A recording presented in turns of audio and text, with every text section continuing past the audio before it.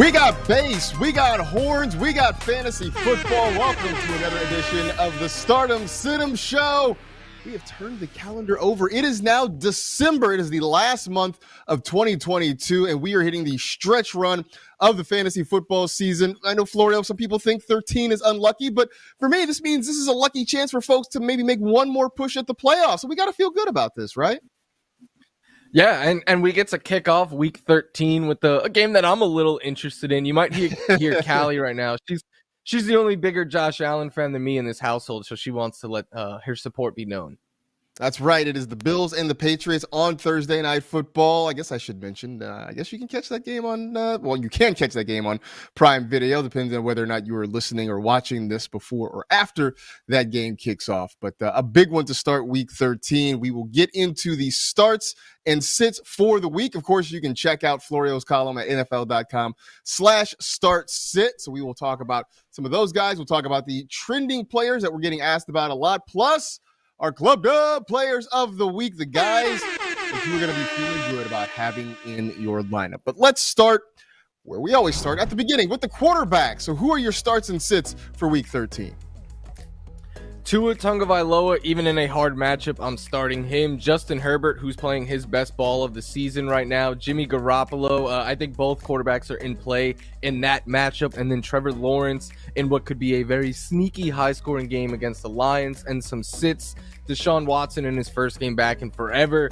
Tom Brady, who is getting his kryptonite this week against the Saints. Ryan Tannehill, because you just don't start quarterbacks against the Eagles. And then Russell Wilson, because his own teammates aren't going to his birthday party right now. It's going bad in Denver. I was going to say, it's like Tannehill because you don't start quarterbacks against the Eagles. Russell Wilson because you just don't start Russell Wilson right now. That's kind of how it's been this season. You mentioned Tua Tagovailoa going to Santa Clara to take on the San Francisco 49ers. And on paper, it is really not a good matchup. The Niners have been locked down defensively. They have not given up points in the second half for I don't know how long now. But you still have faith. Is this, I'm guessing, because of the body of work this year? Yeah, Tua has played so well, and my thing with trusting Tua is, like, you're not just trusting him, you're trusting Jalen Waddle and Tyreek Hill and Mike McDaniel, who is probably the funniest head coach in football right now. I know it's a tough matchup on paper. I would say that this is the biggest test for Tua so far this year, but I think you could make the argument that it's one of, if not the toughest test for the 49ers defense as well. And I always like to remind people, like, yeah, the defense will win times in this game, but I think that Tua and the Dolphins offense will win as well. So I want a lot of pieces in this game this week. Now, of note, it is expected to be raining in Santa Clara on Sunday, so we'll see what an effect that has on the ball game. But Tua, I'm getting a lot of questions about Tua, whether or not you're starting him, and I think at this point you just sort of trust him to be in your lineup. Deshaun Watson has not been in any lineups for some time. We're coming up on 700 days since he last played an NFL game. It was January 3rd of 2021. He makes his 2022 season debut and his Cleveland Browns debut all in one fell swoop against his former team, the Houston Texans. And you have him as a sit this week. Explain why. Because this is his first game in nearly 700 days. And I know a lot of times we're like, oh, it's a revenge game. He's finally back. The adrenaline's going to be going. I don't disagree with that. That could be a positive, but it also could be a negative and lead to him trying to force some stuff. But even besides that, the Texans have allowed the third fewest fantasy points per game to quarterbacks. They've been ran all over this year. And the Browns offense, even with Watson back, I mean, Nick Chubb is their best player, at least as of right now. I wouldn't be surprised if this is a game where they just ride the running game and they ease Deshaun Watson back into it. This does feel like a situation where they don't need to lean on Watson in his first game back. This could be a very heavy Nick Chubb game. On the flip side, I mean, we will talk about some running backs, but I know Dameon Pierce is a name that people are asking about a lot this week, and the matchup on paper, at least, is really good. Let's pivot to the wide receivers. The stardom sit-em list for that position looks like what? Jamar Chase, just a reminder, like, hey, he's Jamar Chase. Anytime he is active, he is in your starting lineup. Christian Kirk, who's probably being overlooked right now in fantasy against the Lions, he's in play. Christian Watson is a must start, I would say, going forward. And so is Garrett Wilson, as long as Zach Wilson is not the quarterback. And then some sits. Donovan Peoples-Jones, just again, concerns about how much the Browns are going to throw the ball. Adam Thielen against a very tough Jets secondary. Treylon Burks against arguably the best secondary in football of the Philadelphia Eagles. And then Curtis Samuel. For as good as Terry McLaurin's been with Taylor Heineke, Curtis Samuel has been bad. It's been a while since I feel like we've been able to trust Curtis Samuel in any of our lineups. Back to Christian Watson, though. He has been lights out over the last month.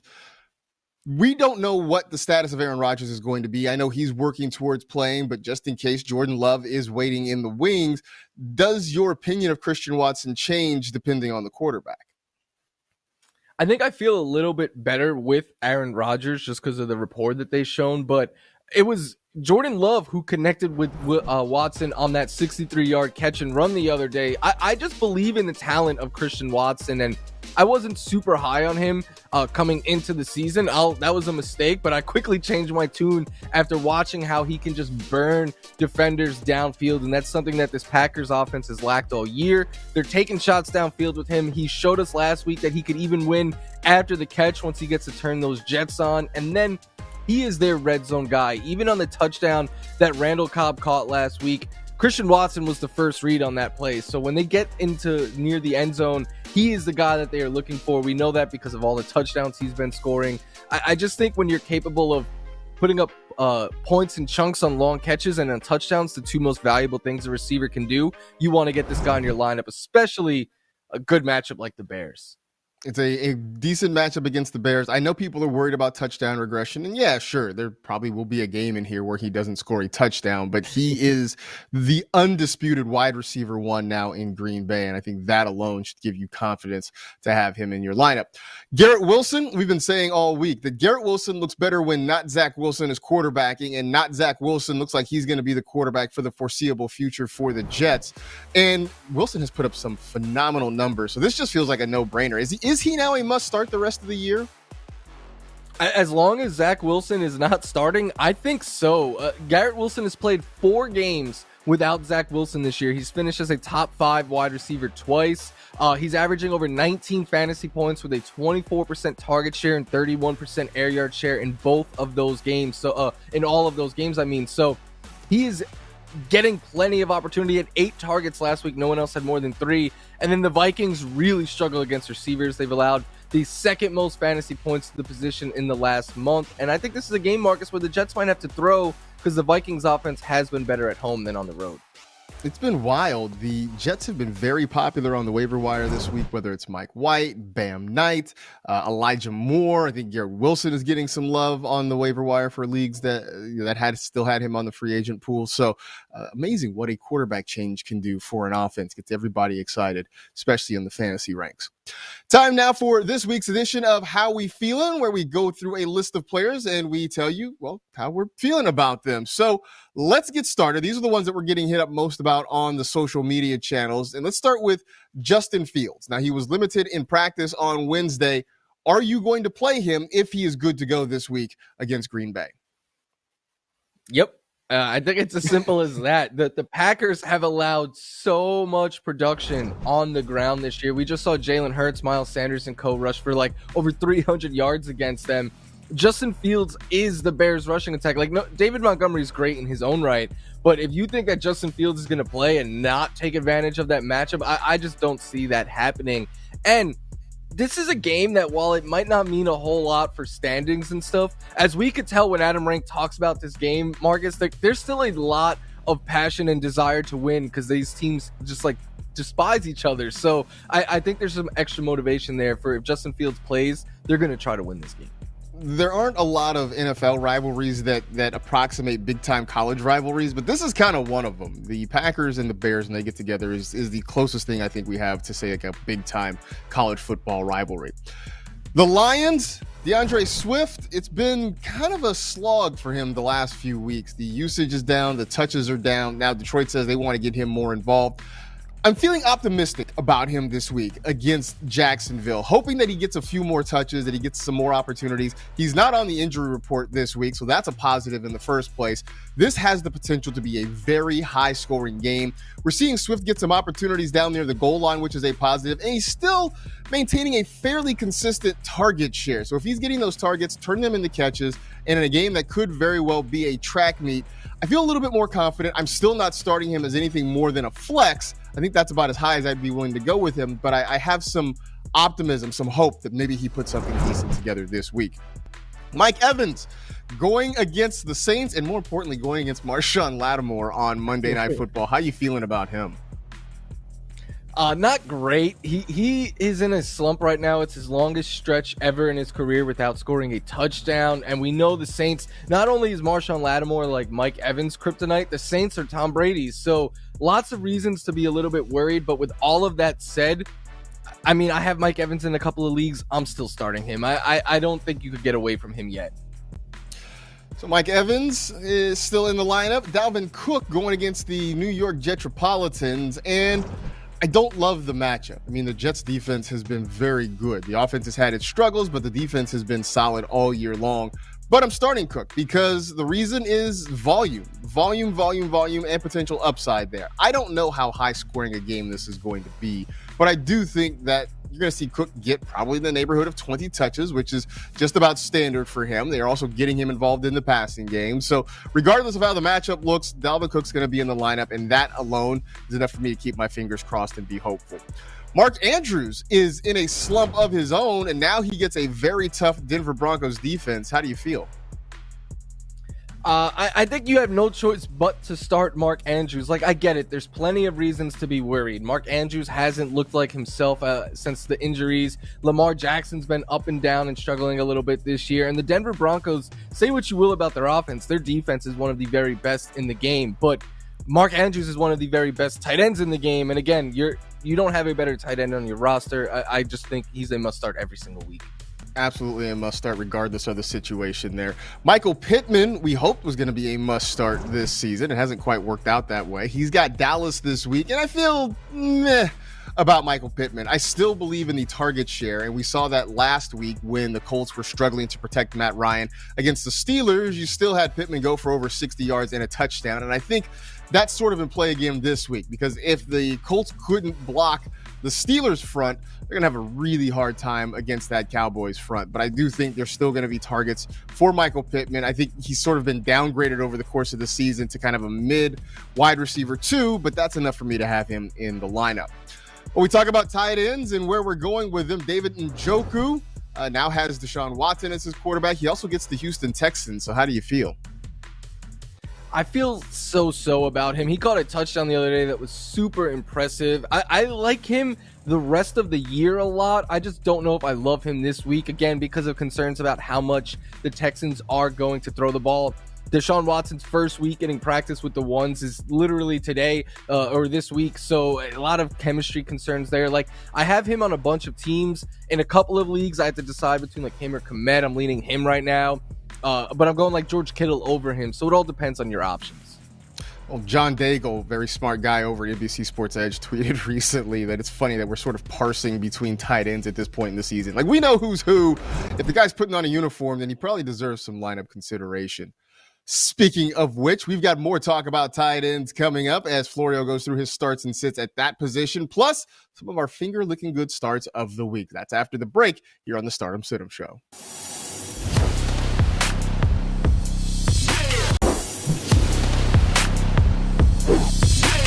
Start sit tight ends for week 13. Florio, go. George Kittle, who's been up and down, I think he's very much so in play today. Dalton Schultz, who is a top 5 tight end whenever Dak Prescott is on the football field. Pat Freiermuth because of volume and Falcons. And then Gerald Everett, just a streaming option and a good matchup against the Raiders. And then some sits. Cade Otton, not only is the Saints the toughest matchup for a tight end, but Cameron Brate came in and took the lead role again last week. Austin Hooper, who had one good game to get away from him. Mike Gesicki, who finding his big games are like finding Bigfoot. It's so hard to predict. And then Robert Tonyan against the Bears. I don't want to do that. All right, so let's dig through some of these tight ends because it has been a slog all season long. George Kittle, who really has started to come on in recent weeks, and this could be one of the higher scoring games of the week against the Dolphins. I know Rank's been saying it's sort of like AYSO, it's like youth soccer, right? Who's going to score the touchdown this week? George Kittle, it feels like touchdown is always in play for him at this point. Yeah, especially in a matchup like this against the Dolphins. And I know the last 2 weeks have kind of been a microcosm of his season, but 2 weeks ago when he went off against the Cardinals, that's the best possible matchup for a tight end. Last week he was held in check against the Saints. That's the toughest possible matchup for a tight end. So this one is more on the good side. That the Dolphins have struggled, allowing the third most fantasy points per game to tight ends. They also allow the fourth most yak, and we know that George Kittle is a yak monster. It's why he had such a good game against the Cardinals, who also very much so struggle in that regard. In that game, a lot of his points came on short catches that he just took the distance. I think he has a good chance to do that again this week against the Dolphins. That's going to be a really interesting game. I don't know what to expect in terms of how many points are going to be scored, but it should be a lot of fun to watch. Pat Freiermuth is having a quietly very good season for the Steelers. I know we don't get super excited about a lot of parts of their passing game, but Pat Freiermuth right now, I think he's the leading receiver yardage wise in Pittsburgh, and the matchup is too good. I mean, look, at this point, I don't know how you sit Freiermuth unless you somehow have like Mark Andrews or something on your roster, but this is a really good situation for him this week. Yeah, I don't think enough people realize like how involved he has been in that passing game there. Like you said, he's leading them in a bunch of categories, and over the past 3 weeks, he leads them with a 25% target share, and his 28% air yard share is second behind only George Pickens and just Atlanta Falcons. They've allowed 13 fantasy points per game to tight ends, which is in the top 10. We know they've allowed a ton of production across the board, though, to every position. So Pat Freiermuth very much so in play. And while we're talking about the Steelers passing game, I saw a crazy stat the other day that Pickens and Deontay Johnson have like the same amount of fantasy points on the year, even though Deontay Johnson has like 40 more targets or something crazy like that. it's kind of insane. It kind of speaks to how Deontay Johnson is being used, I think, more than anything this season. Time to throw your napkins away because it is time for the finger looking good start of the week presented by KFC. We're going to talk about some guys that deserve more hype and should be must starts for the weekend. So who is your first one? Keenan Allen. I wish I knew what his middle name is because it would have fit right there very well. But since he returned, he's had 15 targets in his last 2 games combined. 8 targets 2 weeks ago, 7 targets last week. Caught a touchdown last week. We've seen him be used downfield. And then this is just about the matchup, right? Like the Raiders, they've struggled all around defensively this season. And Justin Herbert's playing his best football of the year right now. I think everything is starting to come together for this Chargers offense as they get healthier. So because of that, like I'm looking forward to playing Herbert, Eckler, and Keenan Allen in all of my lineups that I can this week. Alexander. That's what you were looking for. Alexander.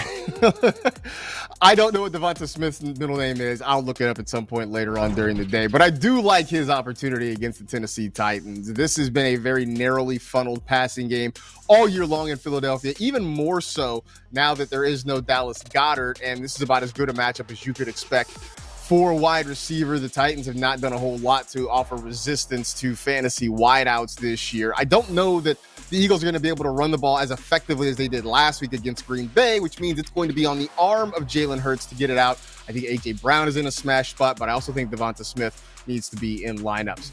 You like George Kittle? You like somebody else in San Francisco as well this week, huh? Yeah, Tyshawn Raekwon Samuel, more popularly known as Debo. I had to look that one up 100%. Debo, though, he's been very up and down. He hasn't been what he was last season, but with the 49ers, first of all, like I said, with George Kittle, the yak, all of that, I think that's a matchup made for Debo Samuel, who I would argue is one of, if not the best yak players in the NFL. But with CMC and the other running backs there banged up as well, I think, like you said earlier this week, Marcus, we see him more used in the running game, particularly near the goal line, I would expect. Well, if we're using full government names, I might as well cap this with Isaiah Avery Jones. You probably know him as Zay, and has really picked things up the last couple of weeks, more than a 35% target share. It has been he and Christian Kirk getting it done for the last few weeks for the Jacksonville Jaguars. And part of this has coincided with Trevor Lawrence looking more comfortable and being more productive, being more accurate throwing the football. So I can say all these wonderful things about Zay Jones and his opportunity and his stats and his production, or I could also just say Lions. That's who they're playing this week. It's going to be a high-scoring game against two defenses that are not so great. So Zay Jones really is going to be a very popular flex option. I know he was a very popular ad off the waiver wire this past week. Still to come on the show, Florio is saying that maybe you should consider benching one of the best running backs in the league. Find out who that is. We'll go through more of our starts and sits on the Start 'em Sit 'em show.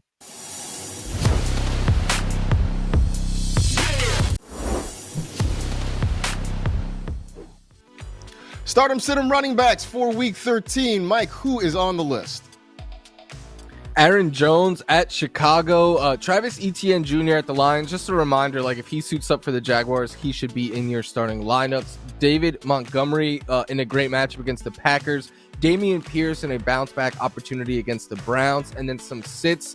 Jeff Wilson Jr. I said I trust the Dolphins. I want to avoid the run game against this 49ers defense. Cordero Patterson against the Steelers. He's just been splitting a lot of reps. This one's a little spicy, but Alvin Kamara at the Tampa Bay Bucks. We're going to talk more on that. And then Isaiah Pacheco against the Bengals. People aren't happy that I said Melvin Gordon might come in and steal that job. So I'm just doubling down here.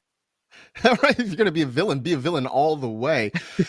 Let's talk about some good things, though. Dameon Pierce, it's been a rough couple of weeks for him, although this always seemed like it was sort of in the cards. I mean, he wasn't going to be a lockdowns for real RB1 all season long, but this seems like a good bounce back spot against the Browns defense that's been pretty rough this year.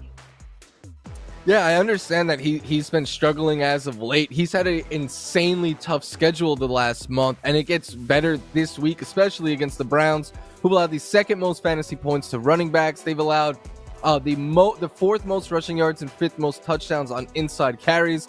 Dameon Pierce has like almost 80% of the inside carries for Houston this year. And even if they're falling behind, we know he could get involved in the passing game. But with me thinking that the Browns want to run the ball a good amount in a favorable matchup, the Texans want to run the ball in a favorable matchup, I'm anticipating this be a close game where there's just a lot of running.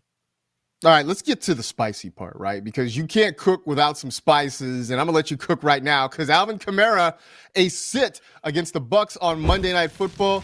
Not saying you're wrong, but I just want to hear you say it out loud. I would sit him, and I was going to write about him in the article this week, and I chickened out a little bit because I put the names together on Sunday, but then we needed a replacement for Devin Singletary, and I was like, you know what? Bring the spice. Let's go Alvin Kamara, who in his last month, his high game is 12.9 fantasy points. 3 times he's been held in single digits. He has rushed for 50 or more yards 1 time since week 7. I know he had that game where he had the 3 touchdowns against the Raiders. Besides that, he doesn't have a touchdown. There was a month stretch where Alvin Kamara was starting to look like Alvin Kamara again, but the first month of the season and the last month that we've played, he has not looked like that. And then you add in that this is a tough matchup against the Bucs, who have been extremely stout on running backs, not just this year, but for years. And these are teams that know each other very, very well. For the first time, I think ever, I'm seeing a lot of reasons why I think you could get away from Alvin Kamara, as long though as you have other solid options. Yeah, it's been scary hours for Alvin Kamara, and even having Andy Dalton there hasn't helped keep his fantasy value afloat. Let's go and open the doors, put on your finest Dove, get your perfume, your cologne ready, because it's time for Club Dove! Who is guaranteed to get you 25 or more fantasy points this week? Who are we getting bottle service for this week, Florio? It's the sun god. Amon-Ra St. Brown, USC's own, LA's own, Amon-Ra St. Brown. We're celebrating the sun god today, who's been playing great football as of late. I got to clear off all this money so I could see. He has at least 8 targets in each of his last 5 games. He routinely goes for over 70 yards. He caught a touchdown last week, which was great to see. But what I love about him is The touchdown is like the bonus. He gets so many catches that it equates to basically like a touchdown each week plus the yardage. He's been so good, and this is a game that I think low-key is going to be high scoring. The Jags offense has been playing better. The Lions offense has been playing better. Both of their defenses continue to struggle. So I think in a game where both teams will be passing more than maybe anticipated, Amon-Ra St. Brown's going to have a good week. Love ARSB. I also love Nick Chubb. I'm getting Nick Chubb in the club. I'm going to the Chubb Club this week. Look, man, I can give you all sorts of stats. I could also just tell you that we're talking about one of the best running backs in the league facing arguably the worst run defense in the league. What more do you really want? If you want more, I can tell you that they're actually starting to work him into the passing game as well. He's getting that 2-minute offense that used to belong to Kareem Hunt. I don't expect them to need the 2-minute offense this week against the Texans, but just in case it happens, there are some targets coming Nick Chubb's way. So there's no reason to not have Nick Chubb in your lineup, and there's no reason to expect he's not going to be in a smash spot this week against the Houston Texans. This whole show has been just one big smash spot, so you should be grateful for the opportunity. No, we actually not going to say that. Thank you for watching the show. That's really what we mean here. We appreciate you hanging out with us here on the Stardom Sit-'em Show. For Mike, I am Marcus. Please enjoy Week 13, everybody, and we will talk to you next week.